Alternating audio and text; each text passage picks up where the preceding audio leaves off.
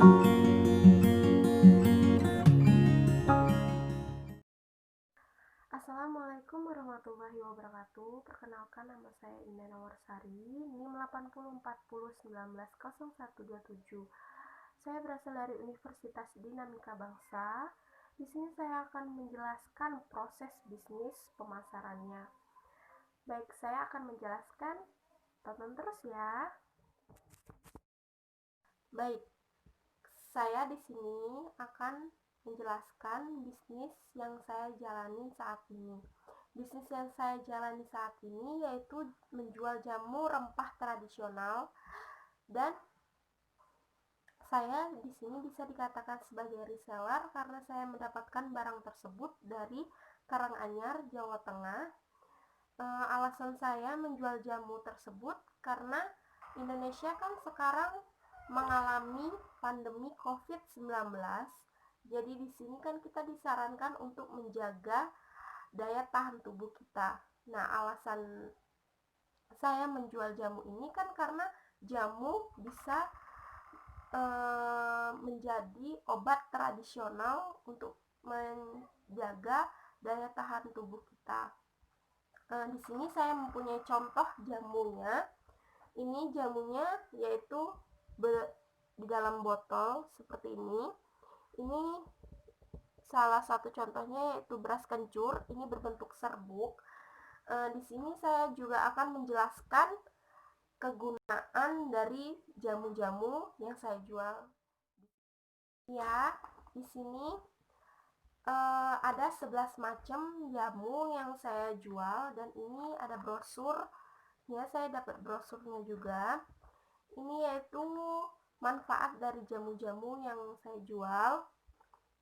Yang pertama yaitu jahe merah, baik digunakan untuk encok, pegalinu, rematik, batuk, pilek, menghangatkan badan, dan menambah energi.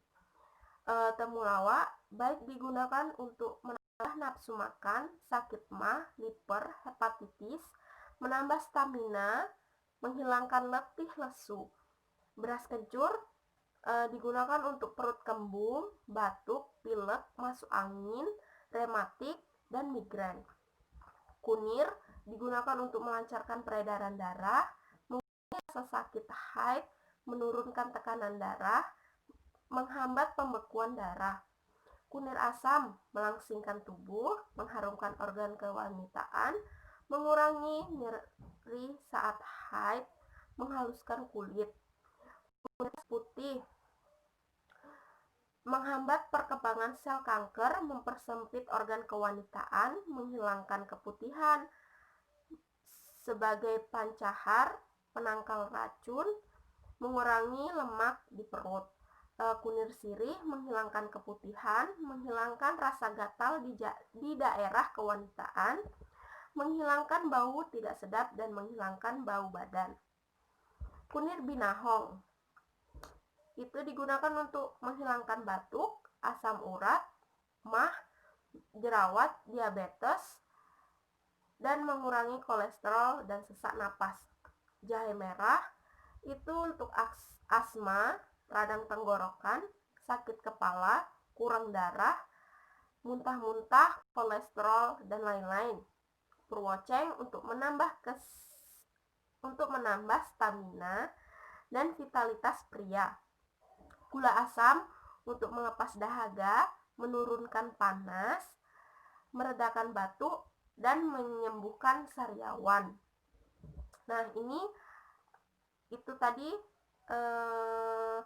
manfaat dari jamu yang saya jual. Itu ada 11 macam rasa atau 11 macam jamunya. Baik, di sini saya akan menjelaskan bagaimana proses pembuatannya. Saya bertanya kepada yang punya pabrik itu, gimana sih cara buatnya. Di sini saya hanya menulis karena saya tidak tahu gimana proses pembuatannya, tapi saya bertanya kepada pemiliknya gimana cara buatnya. Di sini diberitahu Yang pertama saya sebutkan bahannya, yaitu kencur, beras, garam, cengkeh, gula pasir, daun jeruk, dan kayu manis. Nah, di sini caranya yaitu cukup cuci bersih kencur dan daun jeruk, lalu kupas kencur, lalu langkahnya lagi blender kencur, daun jeruk, beras, kayu manis, cengkeh. Setelah itu sudah di blender halus, peras seperti memeras santan. Sudah di blender, sudah diperas, itu diendapkan selama 1 jam untuk mengendapkan patinya. Sudah diendapkan, disaring airnya, buang endapan patinya. Masak air perasan rempah tadi di wajan penggorengan. Setelah mendidih, masukkan gula pasir dan garam, aduk hingga mengental, dan aduk terus sampai menjadi bubuk. Nah, itu tadi cara pembuatannya. Tipsnya kalau membuat jamu rempah ini, yaitu kita dalam mengendapkan itu kan fungsinya untuk memisahkan pati. Kenapa pati itu dibuang? Karena pati itu dapat menyebabkan kegagalan dalam mengkristalkan gula, jadi sulit untuk dia menjadi seperti serbuk. Jadi kalau kita masukkan patinya akan menggagalkan gula dalam proses mengkristalnya. Baik, di sini saya akan memberitahu bagaimana caranya menyeduh jamu rempah ini, yaitu di sini saya ada 200 ml air. Ini 200 ml air hangat dan 2 sendok makan jamu. Lalu masukkan jamu tersebut di dalam air ini.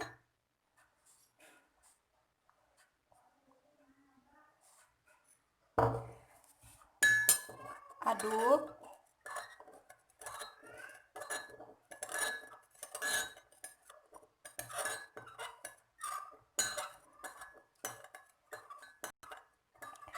Jamu ini tidak ada ampasnya dan siap diminum. Mudah kan caranya? Di kemasan ini juga ada cara penyajiannya, jadi buat yang mengonsumsi jamu ini tidak bingung lagi gimana cara menyajikan jamu ini.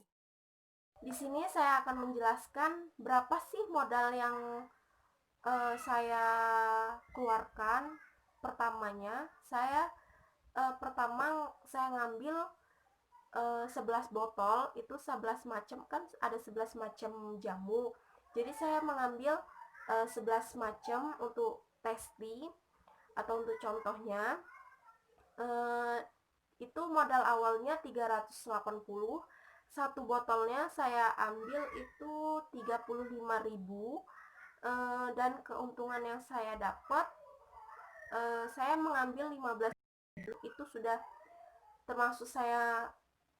termasuk biaya saya ngambil paket, dan untuk biaya ongkir paket tersebut sudah saya cantumkan dalam keuntungan saya itu.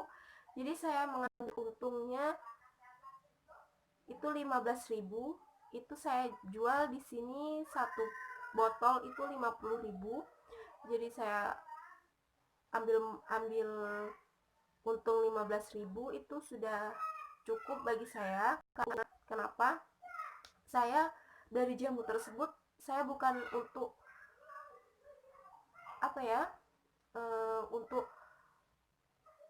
untuk bikin saya untung besar, enggak. Karena saya dalam niat jual jamu ini untuk orang-orang yang membeli jamu ini bisa sembuh atau bisa mencegah dan menjaga daya tahan tubuhnya. dalam meminum jamu ini. Jadi saya tidak mengambil untung yang besar karena hitung-hitung untuk obat gitu kan, ini untuk obat juga. Kenapa saya ambil untung besar-besar?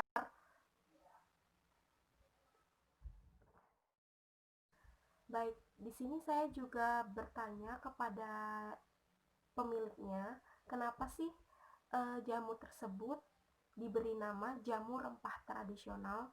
Karena eh, jamu tersebut dalam botol tersebut itu diolah dari berbagai macam rempah-rempah yang ada di Indonesia.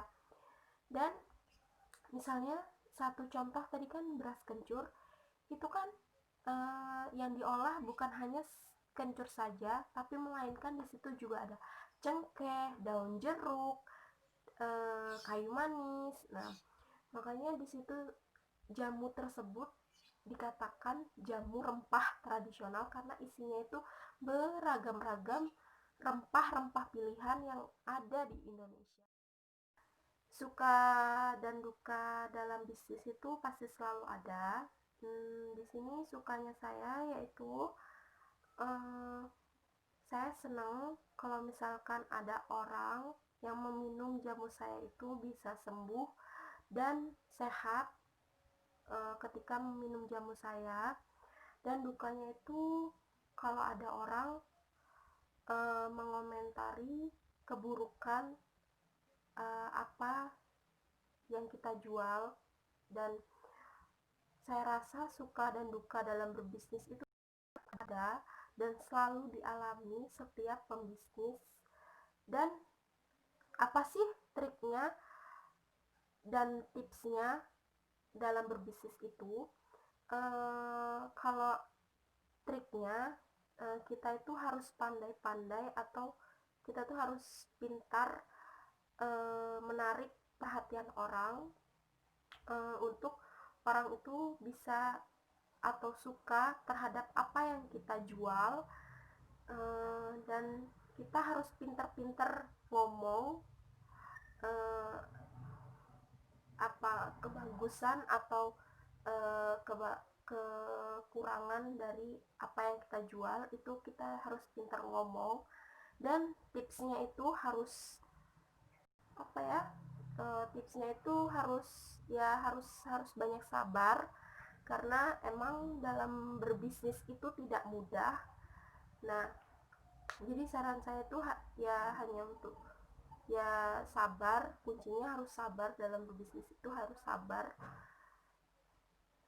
Dan cuman itu saja sih kuncinya, ya harus sabar itu.